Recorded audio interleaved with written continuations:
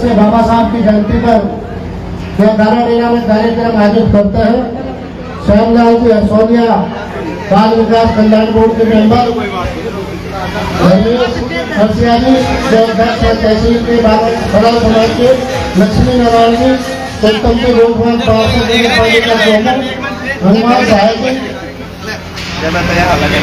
भगवान सहाय जी शर्मा, रामेश्वर जी मीना, गोरी शंकर जी, राजेंद्र जी खला, हमारे आजाद समाज पार्टी के प्रदेश के अनुशासन समिति के अध्यक्ष रामचंद्र सोनिया जी, सरवण जी यादव सरपंच साहब, निरंतर जी हमारे बीएमसी सुनील भिंडा जी जो हमारे बीमार में स्टूडेंट फेडरेशन के प्रदेश के अध्यक्ष, भाई कैलाश बयान जी, गुलाबचंद जी, रामेश्वर जी, गोपाल जी और राजेंद्र प्रसाद जी, सभी यहाँ मौजूद बुजुर्गों, नौजवान साथियों, हमारे माता बहनों, कार्य 132वीं जयंती है। बड़ा चिंतन और मनन का दिन है। हम जो समाज अपनी हिस्ट्री भूल जाता है, इतिहास भूल जाता, उसकी देखा सोलर कंदेला साहब माफ करना मैं भूल गया, हमारे बीच में बड़े सामाजिक कार्यकर्ता इलाके के, तो जो अपनी हिस्ट्री इतिहास भूल जाता है कौम की अस्मिता और पहचान खत्म हो जाती है। हम लोगों को अपनी हिस्ट्री, अपना इतिहास याद करना पड़ेगा। वो कौन लोग थे जिन्होंने बाबा साहब डॉक्टर भीमराव अम्बेडकर को संविधान सभा में आने से रोका था, हमें याद करना पड़ेगा। हमें याद करना पड़ेगा ये सामंतगढ़ का अड्डा बन चुका है राजस्थान, जहाँ पानी पीने पर बच्चों की हत्या हो जाती है जात के कारण, यहाँ मूठ रखने पर हत्या हो जाती है, यहाँ बहुत बड़ी पंचायत होती है SC/ST की जयपुर में, और उसके तीसरे दिन पूरा भील की 8 साल की बच्चे की 10 टुकड़े करके बलात्कार करके हत्या कर दी जाती है। किस समाज में जी रहे हम? क्या बाबा साहब डॉक्टर भीमराव अम्बेडकर ने ऐसा संविधान लिखा? उन्होंने कहा था कि संविधान के प्रति सतर्क रहना, इसकी पहरेदारी करना, क्योंकि जिन लोगों के हाथ में मैं संविधान सौंप के जा रहा हूँ, मुझे संशय है कि वो लोग इस संविधान की आर्टिकल्स को लागू नहीं करेंगे और आप लोगों को न्याय नहीं मिल पाएगा। और वही हुआ। आप याद करो पुराने इतिहास को, हमारी बहन बेटियों को शिक्षा की बात दूर है, स्तन ढकने तक की आजादी नहीं थी, कैसी व्यवस्था नामी है। हमारी बहन बेटियों को शिक्षा का अधिकार नहीं था। जात के कारण इस देश के बहुसंख्यक समाज को पानी पीने का अधिकार नहीं था, छत के नीचे रहने का अधिकार नहीं था, शिक्षा का अधिकार नहीं था, काम के घंटे तय नहीं थे, 24 घंटे बेगारी करनी पड़ती थी, छुट्टी का दिन तय नहीं था। साहूकार के यहाँ से एक बार कर्ज ले लिया तो जो जिस बही में भाई खाते में अंगूठा लगता था वो पीढ़ी दर पीढ़ी मिटता नहीं था, बेगारी करनी पड़ती थी। ऐसी गुलामी की जंजीरों को तोड़ने के लिए बाबा साहब डॉक्टर भीमराव अम्बेडकर इस देश में पैदा हुए और उन्होंने आजादी के दौरान, हम तो मानते ही नहीं उसको आजादी, बहुजन समाज के लोग उसको आजादी नहीं मानते। हम मानते हैं वो सामाजिक न्याय का आंदोलन था। हम लोग बराबरी का हक चाहते थे। जो इस देश में छुआछूत थी, जो जात के नाम पर नफरत थी, हम चाहते थे हमें भी बराबरी का अधिकार मिले। बाबा साहब चाहते थे, फूले जी महाराज चाहते थे, साहू जी महाराज चाहते थे, पेरियार साहब चाहते थे कि हमें भी बराबरी का हक मिले, मानव समान हो, हमारी बहन बेटी महिलाओं को भी अधिकार मिले। उसके लिए लंबा संघर्ष करना पड़ा।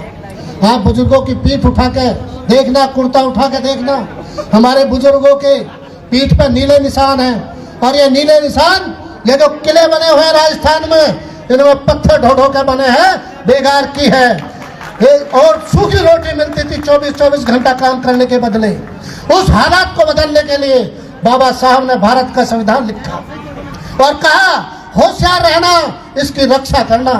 यदि रक्षा नहीं की तो इंदर मेघवाल की हत्या होगी, जितेंद्र मेघवाल की हत्या होगी, कार्तिक भील की हत्या होगी, हर्षदीप वाल्मीकि को इसलिए 22 जगह से उसकी बॉडी को फ्रैक्चर कर दिया जाएगा कि वो वाल्मीकि समाज में पैदा होकर इंजीनियर क्यों बन गया। पूजा भूल की हत्या होगी और खेत में नौकरी और बंबई में नौकरी करने के कारण ओम प्रकाश रैगर को आत्महत्या के लिए मजबूर कर दिया जाएगा। इसलिए बाबा साहब ने कहा कि संविधान की रक्षा करना। बाबा साहब ने लिखा इस देश में साइमन कमीशन आया, पता करो कौन लोग थे जो साइमन कमीशन का विरोध कर रहे थे। पता करना, हिस्ट्री नहीं पढ़ना। यदि हिस्ट्री नहीं पढ़ी तो फिर अपना भविष्य भी सुरक्षित नहीं रख पाओगे, अपनी अस्मिता, अपनी पहचान भी नहीं बचा पाओगे। हिस्ट्री पढ़ना, किसने विरोध किया? केवल दो लोग खड़े थे, दोनों ओबीसी के थे।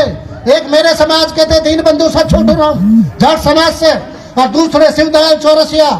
दोनों लोगों ने साइमन कमीशन का स्वागत किया, क्योंकि साइमन कमीशन बाबा साहब के निवेदन पे इस देश के गरीब गुरबाओं पे जो अत्याचार हो रहे थे, जो बेगार हो रही थी, जिन्हें जमीन से वंचित किया गया, नौकरी से वंचित किया गया, खाने पीने से वंचित किया गया, जिन पे गुलामी कराई गई, जिनके पैरों में गुलामी की बेड़ी डाली गई, साइमन कमीशन उनकी माली हालत का अध्ययन करने के लिए भारत में आया था। और कुछ लोग नहीं चाहते थे, जो यथास्थितिवादी लोग थे, वो नहीं चाहते थे कि साइमन कमीशन आए और हमारी पुरसा हालत जाने, और उस पुरसा हालत में अंग्रेज सरकार, ब्रिटिश सरकार सुधार करे और हमें कानून बना के अधिकार दे। कुछ लोग नहीं चाहते थे। पता करो कौन लोग थे, और पता करो कि जो बाबा साहब ने कहा शिक्षित बनो, संगठित रहो, संघर्ष करो। शिक्षित बनते बनते सारे सरकारी स्कूल बंद होते जा रहे हैं, प्राइवेट स्कूल खुल गए हैं, ब्रांडेड स्कूल खुल गए हैं, लाख लाख रुपए की फीस है। शिक्षा से वंचित करने की इन गरीब गुरबा लोगों को साजिश रची जा रही है इस देश में। पता करो ये कौन लोग हैं, जबकि बाबा साहब ने संविधान में प्रावधान किया कि सबको समान शिक्षा मिलेगी, सस्ती शिक्षा मिलेगी। फिर शिक्षा को बेचने वाले कौन लोग हैं, ये पता करो। ये पता करो कि धारा 340, आर्टिकल 340, 341 और 342 में बाबा साहब ने जो प्रतिनिधित्व का आरक्षण कोई गरीबी उन्मूलन योजना नहीं है, आरक्षण कोई भीख नहीं है, आरक्षण प्रतिनिधित्व है इस देश में। 340, 41, 42 में कानूनी दर्जा देके बाबा साहब ने कहा कि जिन लोगों के साथ आप दोयम दर्जे का उपेक्षा का व्यवहार करोगे, उन लोगों को मैं कलम की ताकत से अधिकार देने का काम कर रहा हूं।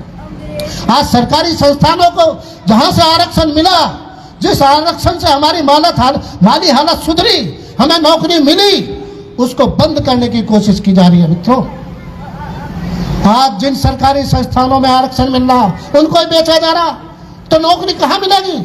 आरक्षण को ही खत्म करने की साजिश हो रही है। तो बाबा साहब के जो शिक्षा का अधिकार था, संगठित रहने का, संगठित रहना हमारे बस में है, संघर्ष करना हमारे बस में है, लेकिन शिक्षा को बेच दिया, उसे बाजारीकरण कर दिया। एक अधिकार बचा, केवल वोट का अधिकार। कुत्ता भी हमारी गलियों में नहीं आता था, राजा महाराजाओं की तो बात अलग है। आज जो वोट की ताकत से राजा महाराजा बनते हैं। बाबा साहब ने कहा, मैं इस देश में राजा और रानी जो पेट से पैदा होते हैं, उस पेट का ऑपरेशन कर रहा हूं, और बैलेट पेपर से और ईवीएम मशीन से राजा बनेगा। यह अधिकार बाबा साहब ने दिया। और उस वोट की ताकत है तुम्हारे गलियों में, जो तुम्हारे हाथ का दिया हुआ पानी नहीं पीते, वो तुम्हें गले लगाते हैं। तुम्हारी मार बहनों के, हमारी मार बहनों के पैर छूते हैं। वो हमारे गंदे बच्चों को, जो जिनके तन पर कपड़ा नहीं है, जिनकी नाक से पानी बहता है, उनको गले लगाते हैं, कहते हैं ये तो हमारे ही बच्चा, क्योंकि उन्हें तुम्हारी वोट की ताकत से राजा बनना है। इसलिए यदि आप इस अतीत को नहीं पहचानोगे, बाबा साहब की दी हुई इस ताकत को नहीं पहचानोगे, एक महामानव ने पहचाना था, मान्यवर काशीराम साहब ने, उन्होंने इस देश में क्रांति कर दी और पिछड़े वर्ग के, SC ST के लोगों को अधिकार दिला दिया, उनको इस देश के हुकूमत में हिस्सेदारी दिला दी। और मैं कहना चाहता हूं, यह जनप्रतिनिधि बैठे, असली बात है वोट की बात, यह मत कहने का मंच का राजनीतिकरण हो रहा, क्योंकि हुकूमत ही असली। मान्यवर काशीराम साहब ने कहा कि हुकूमत 100 तालों की एक चाबी है, इससे दूर मत जाना। यदि इससे दूर चले गए तो फिर आप दूर ही रहोगे, आप मुख्य धारा से दूर हो जाओगे, आपको यही दिन देखने पड़ेंगे। साथियों, संविधान खतरे में है। इस संविधान की रक्षा की जिम्मेवारी हमारे ऊपर है। यदि आप चाहते हो कि जो हमें बाबा साहब दे के गए हैं, इस विरासत को हम पाल के रखें, पोष के रखें, और इसको अपनी आने वाली पीढ़ी को सौंप के जाएं, अपनी नस्लों को दे के जाएं, तभी हमारी नस्ल सुरक्षित रह सकती है। तभी हुकूमत में अपनी हिस्सेदारी बढ़ाओ।